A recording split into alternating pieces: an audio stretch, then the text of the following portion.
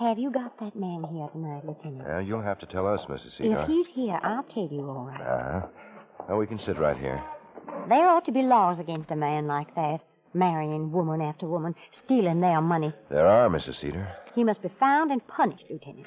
You understand? Well, we'll do our best, Mrs. Cedar. May I have your attention, please? You people out there on the other side of the wire in the audience room, may I have your attention, please? Thank you. My name is Cogger, Sergeant Pete Cogger. I'll explain the lineup to you. Each of the suspects you will see will be numbered. I'll call off a number, their name, and charge. If you have any questions or identifications, please remember the number assigned to the prisoner as I call his name. At the end of each line, when I ask for questions or identifications, call out the number. If you're sure or not too sure of the suspect, have him held. The questions I ask these suspects are merely to get a natural tone of voice, so do not pay too much attention to their answers as they often lie. All right, bring on the line. Keep it moving, boys, over here at the end of the stage. That's right over here. Step it up. Turn, all of you, and face the screen. That's right, stand still, keep your hands at your sides. When you answer my questions, sing out. The people on the other side of the screen want to hear you. All right, number 1, James Franklin, assault with a deadly weapon. Step right up there, Jim. That's it. Where do you live, Jim? Bremerton. Talk up, Jim. Where do you live? I said Bremerton. Where'd you sleep last? Somewhere's on a road. I don't know where. Keep your head up, Jim. Look at the screen. How long you been in town? I just got in. Didn't waste any time getting picked up? So I was picked up. Have any weapons? Yeah. What kind? Gun, knife. What kind of gun? Pistol, 32 Colt. Blue steel or nickel plate? Steel. Where'd you get it? Around. Where? Somewhere's around. Did you use it? The guy's in a hospital, ain't he? On the critical list. So I used it. Why? He shouldn't have held out on me. You got all the money he had. One lousy buck. That's all he had. I thought he was holding out on me. One lousy buck. Not even enough for a good hotel room. Don't worry, we'll give you a place to stay. All right, slide down. Number 2, Charles the Professor Grompton, drunk and disorderly. Step right up, Charlie. Why, I'd be delighted, Sergeant. You sound happy tonight, Charlie. Well, why not, sir? I'm back among friends again. This is the 39th time you've been up here, Charlie. You promised to stay out of trouble the last time. As indeed I am, sir. That's not what it says here. Those charges, sir, are a base canard. Professor Charles Grompton may have on occasion imbibed too freely of the great, but disorderly. Never. They threw you out of Joe's bar last night, Charlie. Merely a gentleman's disagreement concerning the amount of the tab, sir. Joe says you tossed an empty beer bottle through his plate glass window. Grotesque accusation. I was merely the victim of superstition. How does that figure? Well, while endeavoring to enhance the flavor of the beer, I spilled some salt. Naturally, I tossed the pinch over my shoulder. I realized too late that the window was behind me. The salt smacked it to bits. How could a pinch of salt break a big window like that, Charlie? Well, obviously, sir, the glass was of inferior quality. Okay, Charlie, move down. Number 3, Harvey Davenport, Grand Theft Auto. Step right up there, Harvey. Face the screen. Where do you live, Harvey? I ain't talking, Copper. Where do you live? I told you I ain't talking. You talk pretty fast at the car dealers. Yeah, what a sucker he was. He was the sucker? Sure. And how come you wound up here? I ain't talking, Copper.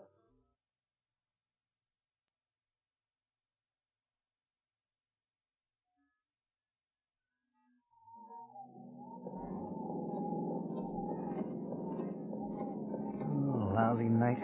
Yeah. Wonder if it'll ever stop snowing. Bless you. Thanks. Better stop. Oh, you said. What's your time, Ben? It's a little after 2. Be glad when I get home. This late shift's killing me. 211 at Not to Harrison mention and that Main Mrs. Street. Uh-huh. 211 at Seen Harrison you, Ben. and Main Street. Haven't said 10 words. Something on your mind? Yeah. Charlotte Evans. What made you think of her? Weather, I guess. Same kind of night. Over a year ago, wasn't it? January 3rd, 1952. Oh, fill me in, will you? I wasn't working homicide then. Well, nothing much to it. He was a young kid. Stormy night like this. Deserted streets. She was coming home alone. I found her the next morning. Buried in a drift. Throat cut. You never got anywhere with it? No. No witnesses, no motives, nothing. Just a young kid buried in a snow drift with a throat cut. Period. Car Sounds like a 23A, call your station. Now, that's what Doc Gorson Car said. 3, call your You station. can't get them all, Ben. Yeah, I know. I'd sure like to. Call 32B, investigate missing persons report.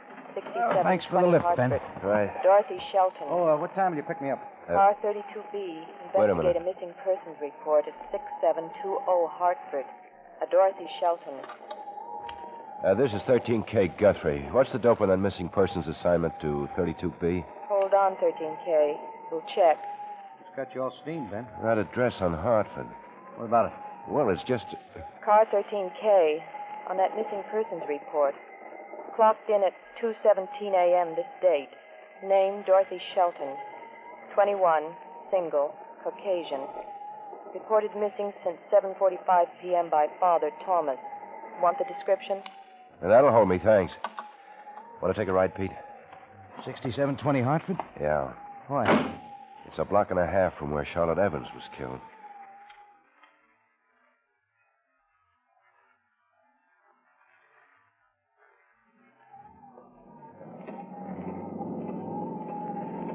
There's 32B, Ben. Just pulled up.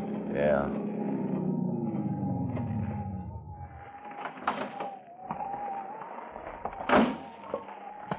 Lieutenant Guthrie? That's right. Officer Randall, car 32B. We got an amended flash on that missing persons investigation. Said you'd take over. Yeah, cruise the neighborhood, Randall. All-night restaurants, drugstores. Find out if anyone's seen the Shelton girl. I'll check with you when we get through here. Right, Lieutenant. Come on, Pete.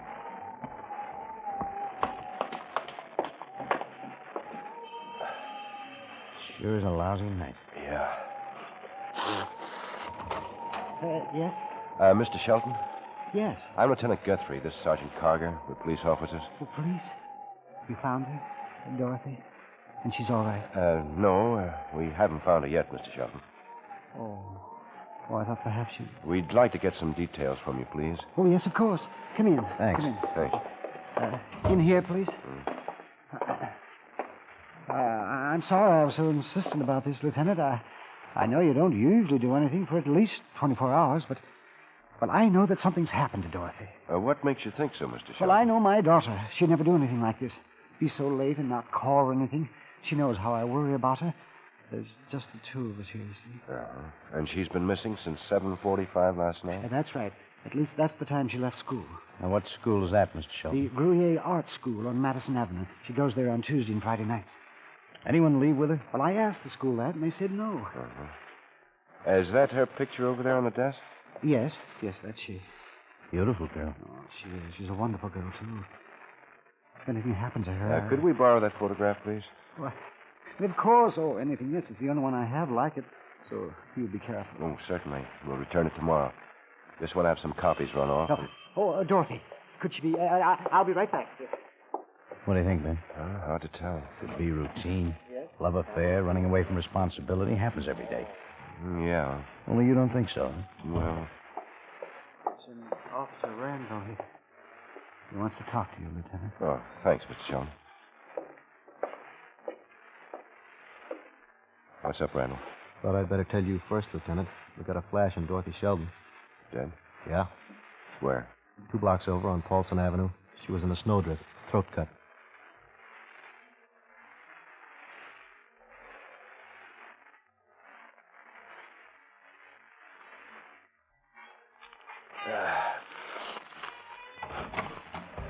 Oh, come in, Pete.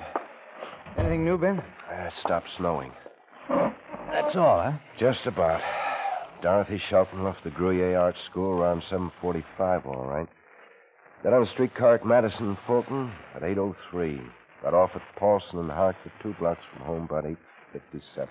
Those times exact? Motorman says they are. Snow-Plows had been through a couple of minutes before. Car was traveling on schedule. Mm-hmm. Did the motorman know her? They remembered her by that bright plaid scarf she was wearing. She started up the street alone. And that's the last anyone saw of her until 2:43 a.m. Except the guy who killed her. Yeah. What about that woman who found her? Nothing there.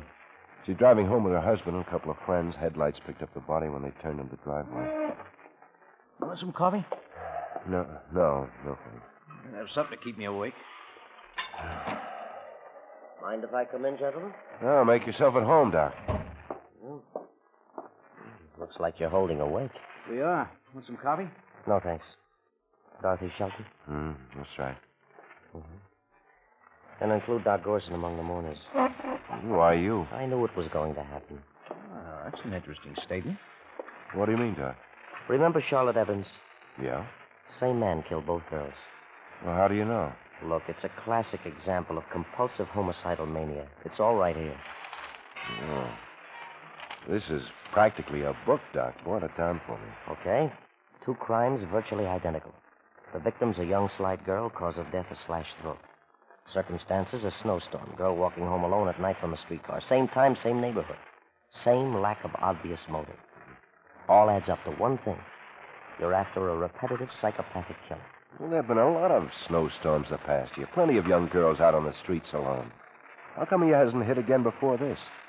Must have been something special about those 2 storms. I don't know what it is. Your job to find out.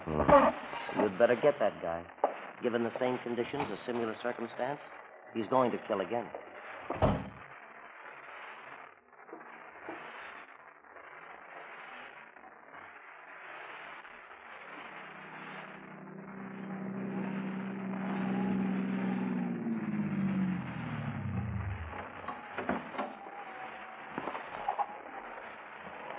Hi, Brad. Pete. Hi. How you doing, Quine? I got 2 squads busy making a house-to-house. Come up with anything? Yeah, frostbite.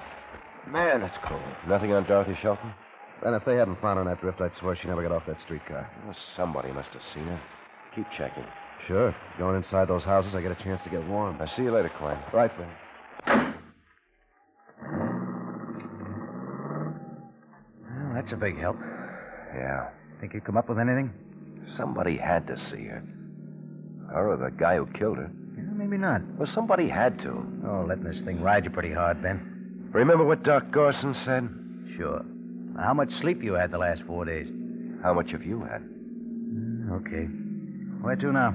Let's stop at this restaurant. Great. I could use some coffee.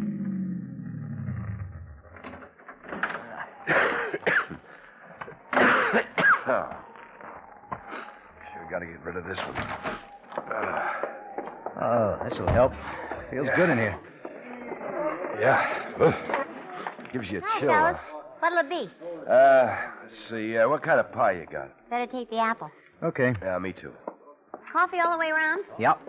Guess I didn't have to ask, not in weather like this. We sure been doing the land office business in coffee. Making up for the storm? You ain't kidding. Here's a pie. Oh, thanks. This was the loneliest place this side of Siberia during that blizzard. I'll get the coffee. Nobody came in, huh? Brother, it wasn't for the Snow-Plow men coming in, I could have froze to death in here and nobody'd found me for days. Yeah, like that Shelton girl. Hey, how about that? The poor kid. What kind of a louse would have done a thing like that? Brother. Yeah. Too bad nobody saw him. Who could have seen him? Nobody was out in them streets. It didn't have to be. Well, you'd still think somebody would have seen him. Not a chance. I was talking to Joe Travers about it. He said there was nobody on them streets. Well, who's Joe Travers? Guy lives around here. He was driving one of the Snow-Plows that night. They put him on as extra help, you know. Lives around here, does he? Yeah, over at the Claridge Hotel. He says he didn't see nobody out on them streets, and he ought to know. Yeah, I guess. Through, Pete? Huh? You through? Oh, sure. Hey, you didn't finish your pie. Something wrong? No, just in a hurry.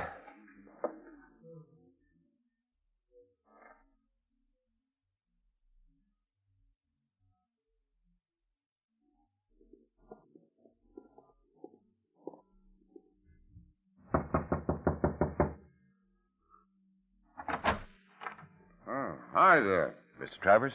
Yeah, that's me. We're police officers. Could we talk to you for a minute, please? Sure, come on in. Thanks. You need a workout. I'll knock them sniffles. Have to excuse how the joint looks. I've been working out with the weights. Yeah, I can see. Keep in shape that way 2 hours a day really builds the guy up. Yeah, I'll bet. Say, I still got 10 minutes to go. You mind if I work out while we're talking? No, go right ahead. Thanks. Yeah. What'd I do, officer? Forget to pay a parking ticket or something? No, nothing like that. We're investigating the murder of Dorothy Shelton. Yeah, I read about that. Real tough. Ah, pretty good, huh? Weighs 200 pounds. Takes muscle, boy. I'll bet. You were driving a snowplow the night she was killed, weren't you, Travers? Yeah, that's right. I don't do it regular. I'm on the extra list. Yeah. You covered this neighborhood? Yeah. Did you happen to see Dorothy Shelton? No. See anybody at all on the streets? A couple of people, not her, though. How do you know? All men. Watch her. Get down on one knee now. Do you notice anything peculiar about anything? I'm too busy driving. Do you notice anything peculiar about any of them? No. Now watch. I straighten up. Press overhead. Sorry, I had to go back.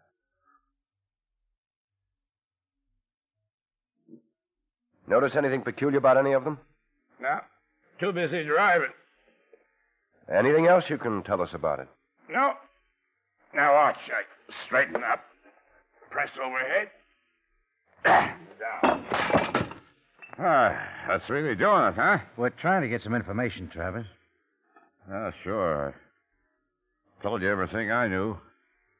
Guy could have committed murder a foot away in that storm. You wouldn't know the difference. I don't think you guys got a chance. We're going to try. Well, drop around again sometime. Watch me work out. I'm entering the Mr. America contest next summer. How do you think I'd be as Mr. America, huh? Just great.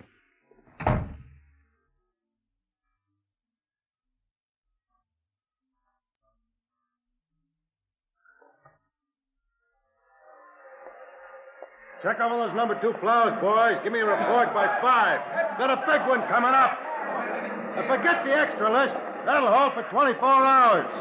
Pardon me, you Superintendent Saunders? Yeah, that's me. I'm Lieutenant Guthrie. Oh, yeah. Glad to know you, Guthrie. Now, let's go in the office. Can't hear yourself think out here. Sure.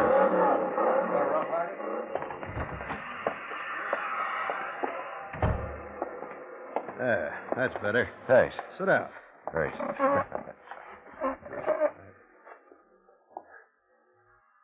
That's better. Sit down. Thanks. You said over the phone you wanted some dope on our street maintenance setup. Your snowplow operation's the one I'm interested in. A couple more hours, you can see it working. There's a dilly of a storm heading our way. What do you do about the side streets when it hits? Nothing. Well, you clear them, don't you? Not usually. We only have a limited amount of equipment and personnel. Main traffic arteries have to be cleared first. You don't clear the side streets at all? Oh, once in a while. Depends on how long the storm lasts, how quick we can clean up the main streets. What about the last one? Yeah, we had some details on side streets toward the tail end. What about the neighborhood around Paulson and Hartford?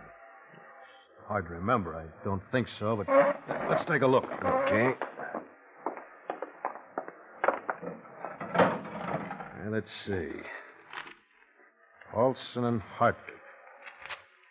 Yeah, we did send one unit in there on the last night. Did you ever send any in there before? Yeah, January 3rd last year. Medium rotary plow. Same type we used this year. Well, tell me, have you any idea who drove it? Same man who was on it this year. An extra. Name of Joe Travers.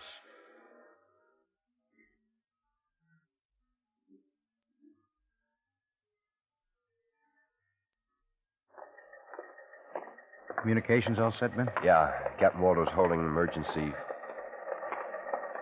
Communications all set, Ben? Yeah, Captain Waldo's holding frequency 4 open for us. There'll be a straight two-way radio between the cars. How many cars have we used? 2, ours and Klein's. 3 square blocks to cover, 2 cars?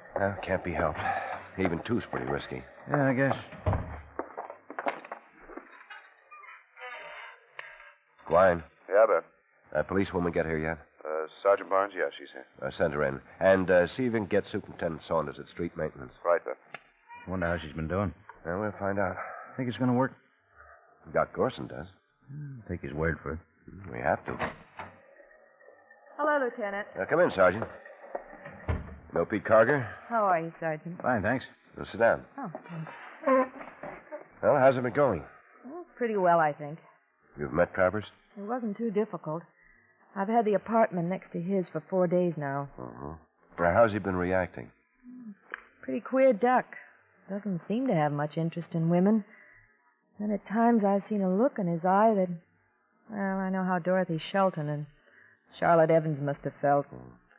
You've been taking the same streetcar home every night? Yeah, that's right. I get off at Paulson Street at exactly 8:57. Travers know? I've invited him to meet me there. Hasn't taken me up yet, but he knows the time. He's going to take you up, Sergeant. Oh, when? Tonight. Anything special you want me to do? Just get off the car at the regular time. Make sure the street's deserted. If anyone's around, fix a broken shoelace or something till they're gone. Then start walking up Paulson toward the Claridge Hotel. We'll handle the rest. Okay. Anything else? That's it. All right. See you later tonight. She'll do.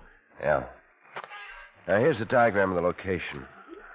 Quine's car will be here on Paulson. Halfway between the car line and the hotels. Stick out like a sore thumb, won't it? Oh, it's buried in a drift. It looks like a park job caught by the storm. What about mobility? We handle that. We park here. The alley on the next block. Quine keeps us posted. When Travers makes his move, we make ours. Sounds okay. It better be. Guthrie. Saunders, Lieutenant. I've assigned the medium rotary to the Paulson-Hartford area. Travers driving. How'd you take the assignment? Jumped at it. Not suspicious? No reason to be. Fifth night of the storm, main arteries cleared. Same conditions as last time. Yeah. Well, thanks for the assist, Saunders. Forget it. Just let me know how you make out. All set? Yep. What time we get there? 8:30. Only 5 now. Yeah. Gonna be a long 3.5 hours.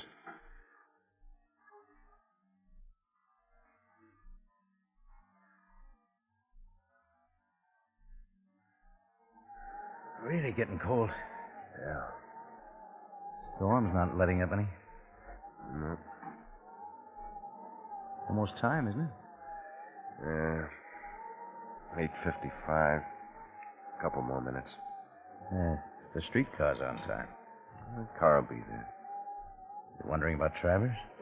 No. Thought he'd be around by now. Might be a couple of blocks over. Storm like this, even a plow doesn't move too fast. I guess not. Tough having to do it this way. No other way. No evidence. Quine. Yeah, Ben. Any sign of that snowplow? Nothing. You? Not yet. How's the street? Empty. Has been for a half hour. Getting pretty close now. It's 8:56. Think Travers is doping off? I doubt it. He's probably... Ben. Yeah? Plow's coming down the street. He's coming down the street now, Quine. Where he's heading. Probably go around the block to Paulson, come up behind him. Give us the word in time. I'll have to. I'm snowed in tight. Couldn't get out of here with a blowtorch. You'll have to handle it. We will. Here he comes. Yeah. Think they spot us? Only chances when he passes the mouth of this alley. Yeah, he's starting to pass it.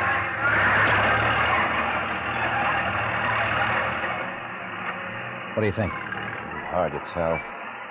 Probably not. He's got things on his mind. Yeah. Did you recognize him? No, storm's too heavy. It's him, though. Has to be. What's the time? It's 20 seconds past 8:57. Where's that streetcar? It'll get there. Hey, Ben. Yeah, Quine. The streetcar's stopping at the corner. Doesn't look like anyone's getting off, though. What's that mean? Just stopping there, Ben. Can't see what's going on from here. Oh, wait. Somebody's getting off now. Can you tell if it's Barnes? Not from here. Looks like a woman, though. Walking this way along. Yeah, it's a woman. Must be Barnes. Hit the starter, Pete. Yeah, sure. What about the snowplow? No sign of it yet. She's walking pretty slow, giving him plenty of time to make it. What's the matter with that thing? I don't know. She won't catch. Well, keep it going. She's almost at the first corner, Ben. Still no sign. Oh, yeah, there's a plow. Coming off the car tracks and turning up Paulson after her. You better get going. Come on, Pete. I'm trying. Across the street. It won't be long now. Looks from here it'll catch up to her in the middle of the block. Well, what's wrong with it? Can't tell. The motor's warm enough. Of all the I hope you're moving, Ben. Travers is only a couple of yards behind her now. I'd like to have my hands on Crago at the He garage. stopped the plow, starting to get up. Where are you, Ben? I'm getting out, Pete. I'll try to... Hang on. Come on, Ben. He's moving up to her, starting to run. Come on, give her the gun. There he is. Got a knife, Ben.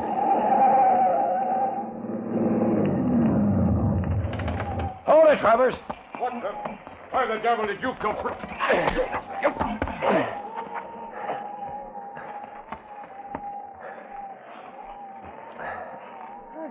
Cut it pretty thin, didn't you, Lieutenant? Yeah, looks like it, Barnes.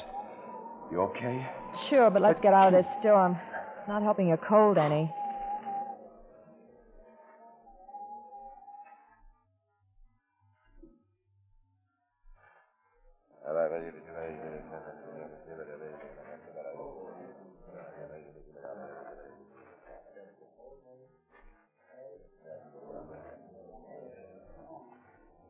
May I have your attention, please?